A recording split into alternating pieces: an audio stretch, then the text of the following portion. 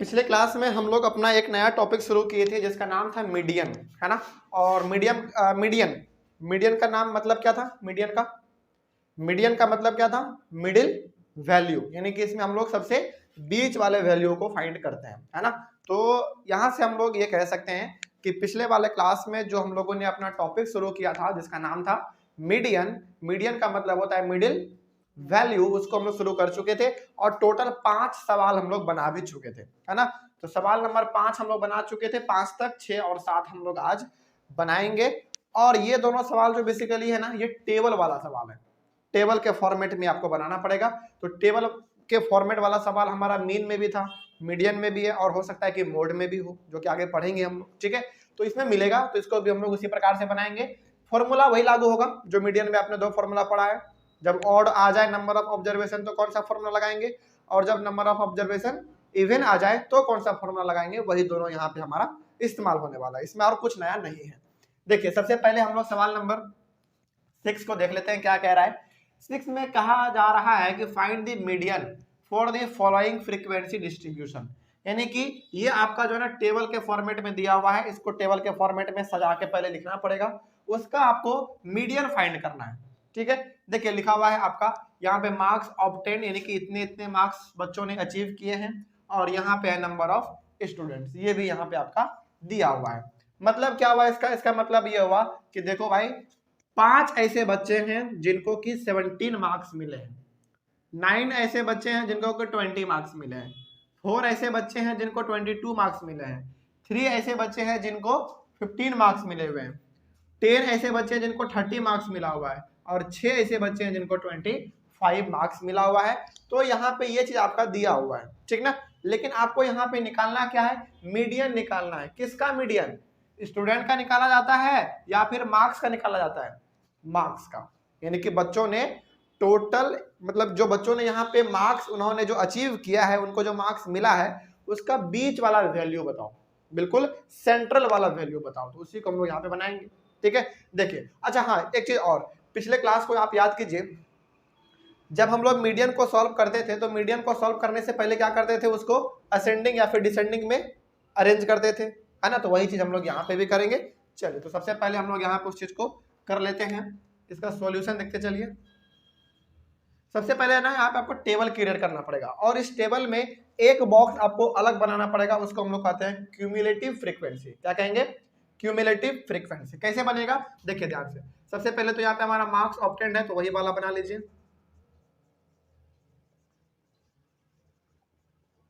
Marks obtained है, marks obtained को यहाँ पे XI से डिनोट किया गया है, तो उसको भी आप यहाँ पे लिख लीजिए। उसके बाद है number of students, number of students, number of students को FI से डिनोट किया गया है, तो उसको आप यहाँ पे लिख लीजिए, ठीक है। उसके बाद यहाँ पे आपको एक अलग सा कॉलम बनाना है, उसको हम लोग कहते हैं क्यूम्युलेटिव फ्रीक्वेंसी।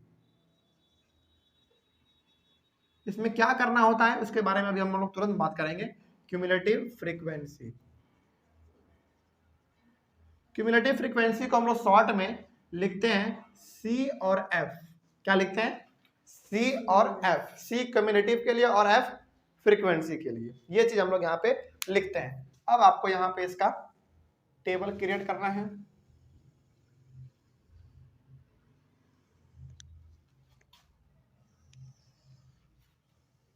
टेबल जब हम लोग क्रिएट करेंगे तो वही असेंडिंग और डिसेंडिंग वाले चीजों को ध्यान में रखेंगे, क्योंकि वैसे ही हमारा ये टेबल क्रिएट करना है। तो कैसे करेंगे अभी हम लोग पहले यहाँ पे लिख लेते हैं, उसके बाद देख लेंगे।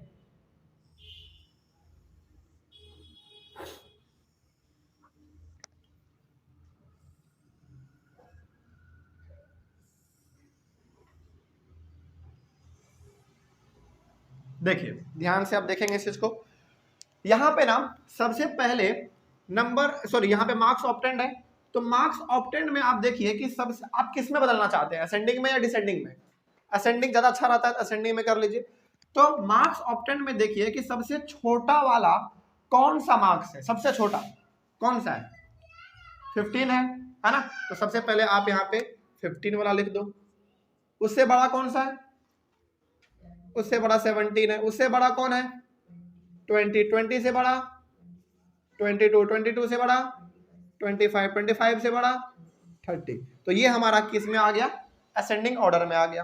तो अब बताइए जहां पे 15 है वहां पे कितने नंबर ऑफ स्टूडेंट्स हैं, 3। तो यहाँ पे हम लोग 15 के बदले में 15 के बगल में 3 लिखेंगे, ठीक है। यहाँ पे जो आपका यहाँ पे नंबर मार्क्स ऑब्टेंड है वही हम लोग नंबर ऑफ स्टूडेंट भी लिखेंगे। बात समझ में आ रही है। उसी प्रकार से 17 मार्क्स पे कितने नंबर ऑफ स्टूडेंट हैं, 5, तो 5 लिखेंगे। आगे बढ़ते हैं। 20 पे कितने हैं, 9 है। उसी के बाद 22 पे कितने हैं, 22 पे 4 है। उसके बाद 25 पे कितने हैं, 6। उसके बाद 30 पे 10। बस इतना ही करना था आपको। इसमें करना क्या है, बेसिकली असेंडिंग ऑर्डर में इसको अरेंज कर देना है, बस। यहां तक तो कोई डाउट नहीं। चलिए आगे बढ़ते हैं। क्यूमुलेटिव फ्रीक्वेंसी में हम लोग सबसे पहला वाला फ्रीक्वेंसी लिखते हैं। यहाँ पे जो 3 है, 3 का 3 हम लोग यहाँ पे लिख देंगे। लेकिन यहाँ पे अब एक मजेदार चीज ये होता है ना, देखते चलेगा, ध्यान से समझ में आ जाएगा। जो आपने यहाँ पे 3 लिखा है तो 3 यहाँ पे आ गया। अब इस 3 को इस नीचे वाले से ऐड करो, इस 3 को इस नीचे वाले से ऐड करो, कितना आएगा, 8 आएगा, ठीक है। अब इस 8 को इस नीचे वाले से ऐड करो, कितना आएगा, 17 आएगा। उसके बाद इस 17 को इस नीचे वाले से ऐड करो, 21। फिर 21 को किससे ऐड करेंगे, 6 से, कितना आएगा, 27। फिर 27 को 10 से, कितना, 37। बस यही करना होता है आपको क्यूमुलेटिव फ्रीक्वेंसी में। फिर इसका यूज क्या है सर, अभी यूज इसका मालूम चलेगा। बहुत अच्छा यूज है इसका। यहां तक आपको सबसे पहले करना था, बस इतना करके अभी फिलहाल आप रेस्ट लीजिए। यहां तक में कोई डाउट पहले, चलिए। इतना करने के बाद अब आपको क्या करना है, आपको निकालना है नंबर ऑफ ऑब्जर्वेशन। पता तो चले कि ऑब्जर्वेशन यानी कि एन का वैल्यू हमारा ऑड है या फिर इवन है, ये तो पता चले। तो यहाँ पे हम लोग नंबर ऑफ स्टूडेंट्स को कैलकुलेट करते हैं। नंबर ऑफ स्टूडेंट्स को हम लोग यहाँ पे कैलकुलेट करेंगे, यानी कि एन का वैल्यू अब हम लोग निकालेंगे। चलिए इन सबको कैलकुलेट कर लीजिए, कितना आएगा, 5 3 8, 8 और 9 17, 17 और 4 21, 21 और 6 27, हाँ 27, 27 और 10 37। तो नंबर ऑफ ऑब्जर्वेशन कितने आ गए आपके पास, 37। यही वाला चीज यहाँ पे भी आएगा, ठीक है। आगे अच्छा बताइए, अब 37 हमारा एक ऑड नंबर है या इवन नंबर है, ऑड वाला है। ये हमारा एक ऑड नंबर है। तो बताइए अब हमको यहाँ पे फॉर्मूला कौन सा लगाना चाहिए, कौन सा, पहला वाला फॉर्मूला याद कीजिए, है ना। वो फॉर्मूला क्या था, हम लोग किसका मीडियन निकाल रहे हैं, मार्क्स का। तो हम लोग यहाँ पे लिखेंगे median, median of marks is equals to क्या था, 1/2 इंटू एन प्लस 1th। याद आया कुछ, यही फॉर्मूला था ना, यही फॉर्मूला था बिल्कुल, 1/2 into N plus 1th observation, यही चीज तो था, है ना। चलिए देख लीजिए, कोई डाउट इसमें। चलिए आगे बढ़ते हैं। अब यहाँ पे आपको समझना है, 1/2 तो लिख ही देंगे, ठीक है, इंटू एन कितना है हमारा 37 प्लस 1th ऑब्जर्वेशन, ठीक है। अब यहाँ पे 1/2 इंटू 37 प्लस 1 38, 38th ऑब्जर्वेशन। यहां तक सब चीज ठीक चल रहा है। अब इसको आप कैंसिल करोगे, कितना आएगा, 19th, हाँ इसको कैंसिल करेंगे तो 19 बार में, तो कैंसिल करेंगे तो 19th ऑब्जर्वेशन आएगा। जहां डाउट हो फटाक से पूछ लेना है, यहां तक तो कोई डाउट नहीं।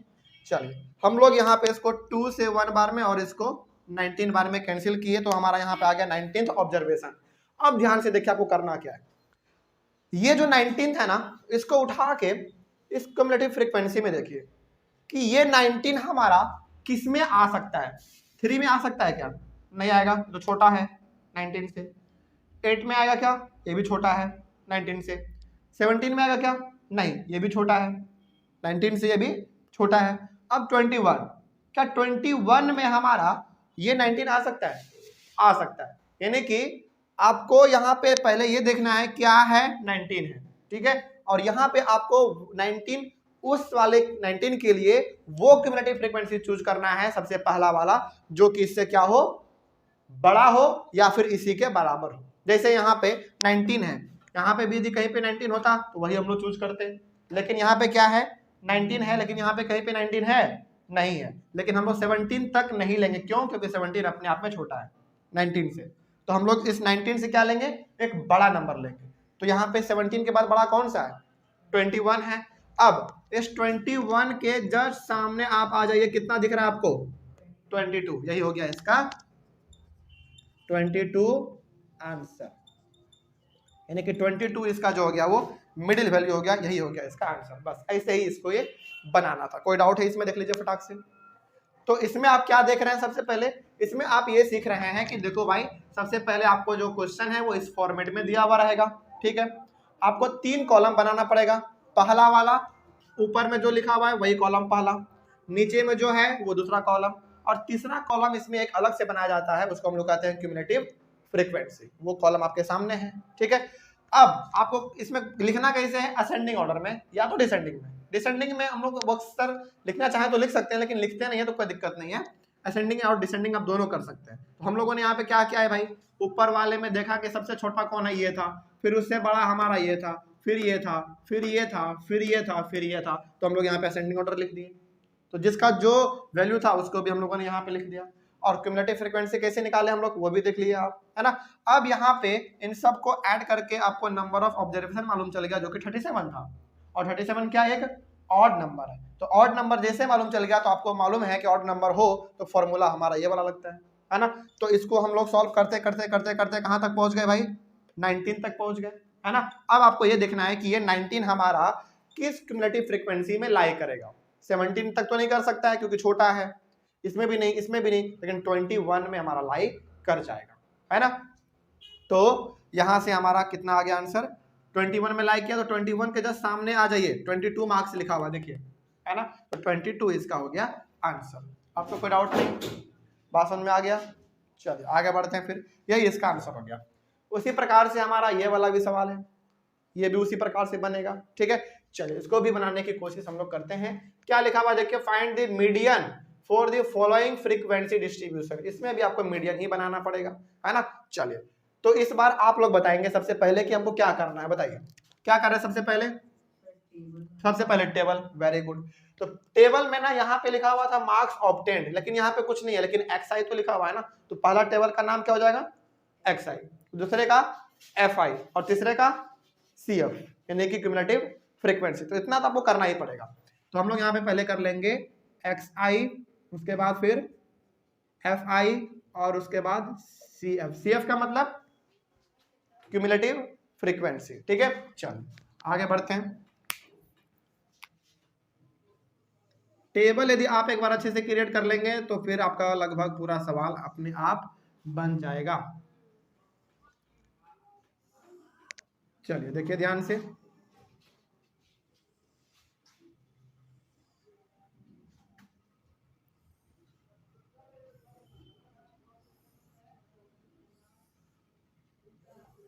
हो गया।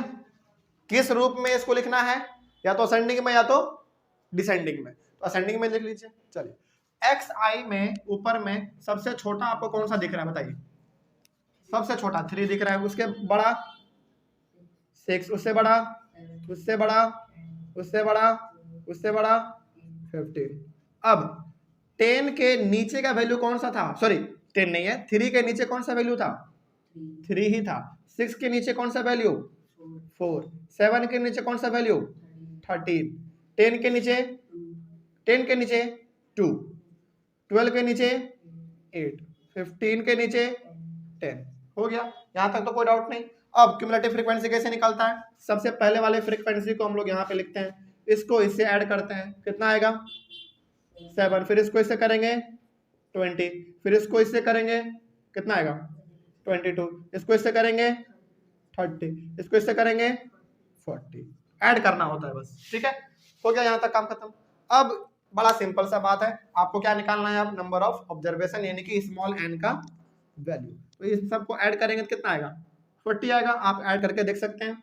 तो बताइए 40 अब क्या है हमारा, एक इवन नंबर है। क्या है? एक इवन नंबर है। तो बताइए यहाँ पे फॉर्मूला कौन सा लगेगा हमारा? सेकेंड वाला, है ना। तो ये हमारा हो गया। अब यहाँ पे आपको निकालना है मीडियन। अब जब इवन नंबर होता है हमारा number of observation, number of observation कैसा हो जाए? इवन नंबर हो जाए, तो फॉर्मूला कौन सा लगता है? बड़ा लंबा सा फॉर्मूला था, है ना। क्या है फॉर्मूला? देखिए 1/2, उसके बाद क्या था? n/2 ऑब्जर्वेशन, है ना। ऑब्जर्वेशन के लिए केवल OBS लिख दे रहे हैं यहाँ पे, प्लस उसके बाद क्या था?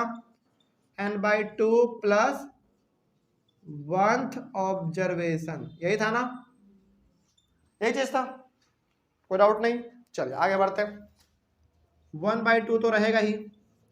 अब यहाँ पे ना n/2 है, तो n का वैल्यू कितना है आपका? 40/2 लिखेंगे, बात समझ में आ रही है। प्लस फिर से यहाँ पे n/2 है, तो 40/2 प्लस 1th ऑब्जर्वेशन। कोई समस्या? चलिए आगे बढ़ते हैं। 1/2।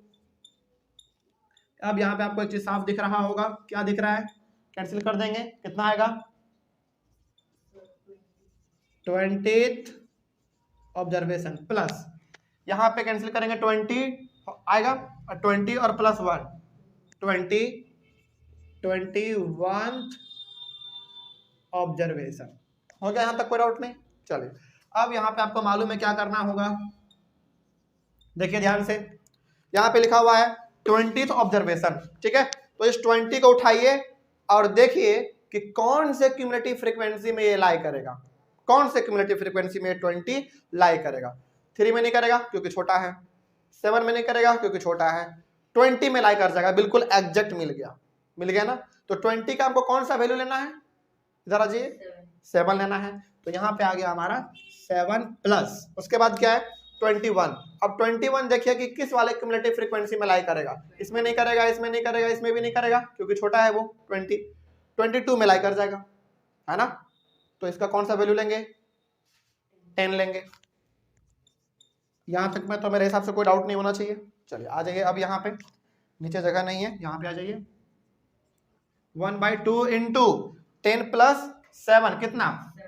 17, कितना आएगा? 8.5। यही हो गया आपका आंसर। यानी कि इस पूरे टेबल का जो मिडिल वैल्यू है वो कितना है? 8.5 है। अब कोई डाउट इसमें? बात समझ में आई है? चलिए, तो यही चीज हमको जो है मीडियन वाले टॉपिक में करना था।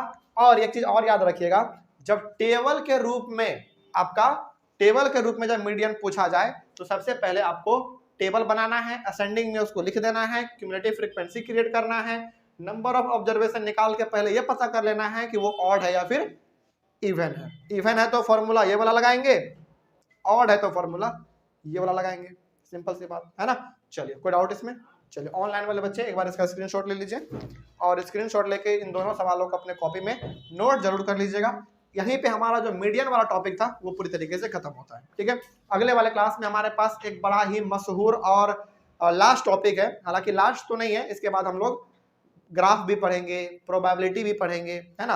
यानी कि अगले वाले क्लास में हम लोग क्या पढ़ने वाले हैं? मीन हो गया, मीडियन हो गया, मोड पढ़ेंगे। क्या पढ़ेंगे?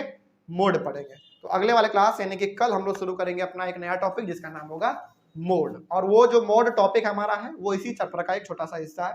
तो हम लोग कल अपना मोड टॉपिक शुरू करेंगे। तब तक के लिए thank you very much and have a nice day.